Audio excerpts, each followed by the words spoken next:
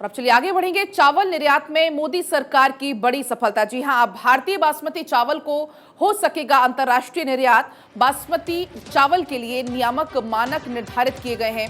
भारत में पहली बार FSSAI ने ये मानक निर्धारित किए हैं। 1 अगस्त 2023 से लागू होंगे नियामक मानक। बासमती चावल की प्राकृतिक सुगंध होगी इसकी विशेषता। कृत्रिम रंग, पॉलिशिंग, HN2 कृत्रिम सुगंधों से यह मुक्त होगा। ब्राउन बासमती चावल, मिल्ड बासमती चावल के मानक अब निर्धारित कर दिए गए हैं। उसना भूरा, मिल्ड उसना बासमती चावल के मानक अब निर्धारित कर दिए गए हैं। अनाज का औसत आकार और पकाने के बाद उनका बढ़ाव अनुपात होगा। नमी की अधिकतम सीमा, एमाइलोज और मात्रा, यूरिक एसिड, इसके अलावा दोषपूर्ण, क्षतिग्रस्त अन्य गैर बासमती चावल के मानक इसमें निर्धारित कर दिए गए हैं।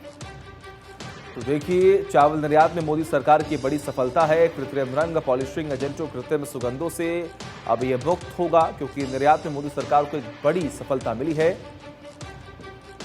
ब्राउन बासमती चावल, मिल्ड बासमती चावल के मानक फिलहाल यहां पर निर्धारित कर दिए गए और यही मोदी सरकार की सफलता है।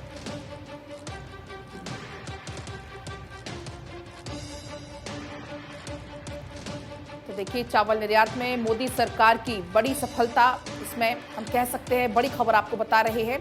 आपको बता दें कि उसना भूरा, मिल्ड उसना बासमती चावल के मानक निर्धारित किए गए हैं। अनाज का औसत आकार और पकाने के बाद उनका बढ़ाव अनुपात है। नमी की अधिकतम सीमा, एमाइलोज की मात्रा, यूरिक एसिड इसमें शामिल है। बिहार पर राजनीतिक दलों में अब पशुपेश है। लोकसभा चुनावों को लेकर भाजपा यहां पर निफिक्र स्थिति में है, लेकिन आरजेडी, जेडीयू, कांग्रेस में पशुपेश की स्थिति देखने को मिल रही है। जानकार सूत्रों ने ऐसे कुछ संकेत दे दिए हैं।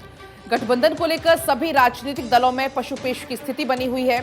सुधाकर के हमलों को बताया जा रहा है आरजेडी की रणनीति।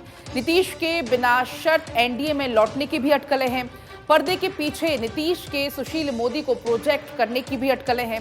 नीतीश की वापसी और एनडीए को लेकर सुशील मोदी एक्टिव हैं। जेडीयू का लोकसभा में बीजेपी को सबक सिखाने का भी दावा किया जा रहा है। राजनीतिक विश्लेषक पार्टियों के दावों को लेकर पशुपेश में भी हैं। जी हां, आपको बता दें कि देखिए, वहां पर कुछ महीने पहले ही गठबंधन की सरकार बनी।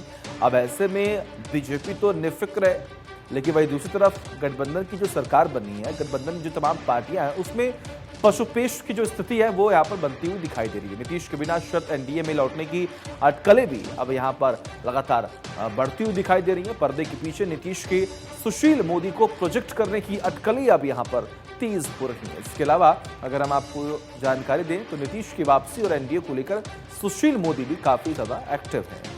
बिल्कुल, और सुधाकर सिंह के बयान जिस तरीके से बार बार सामने आते हैं, तो सुधाकर के जो हमले हैं, जो बयान है, उसको कहीं ना कहीं एक आरजेडी की रणनीति के तौर पर देखा जा रहा है।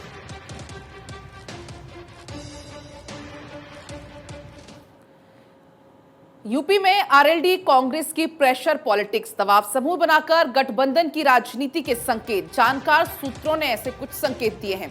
एसपी और आरएलडी मिलकर लड़े थे विधानसभा चुनाव। आपको बता दें, एसपी ने आरएलडी को अपने कोटे से राज्यसभा में भी भेजा था।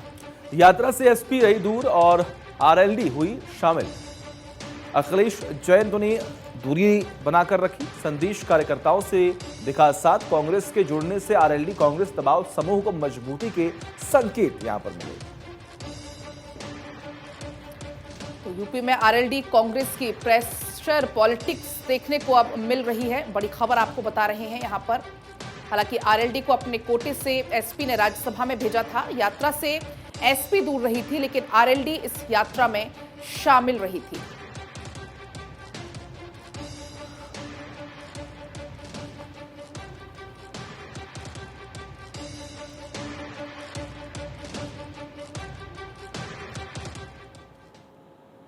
और देखिए, दस्तक से पहले बिखरा है उत्तर प्रदेश में महागठबंधन। बिहार की तर्ज पर उत्तर प्रदेश में महागठबंधन में बिखराव की स्थिति पैदा हो गई है। हालांकि पहले से है समाजवादी पार्टी और राष्ट्रीय लोकदल का तालमेल, लेकिन बीएसपी और कांग्रेस को भी जोड़ने की तैयारी है। 2017 और 2019 में कांग्रेस साथ नहीं निभा पाई। 2020 में बिखराव के बाद बीएसपी को छोड़कर दो गुट बने। हालांकि सुलहदेव भारतीय समाज पार्टी की बीजेपी में वापसी के भी संकेत हैं।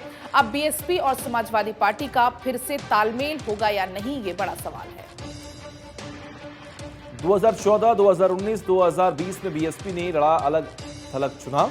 संभव है फिर से तालमेल और महागठबंधन नहीं बन पाए।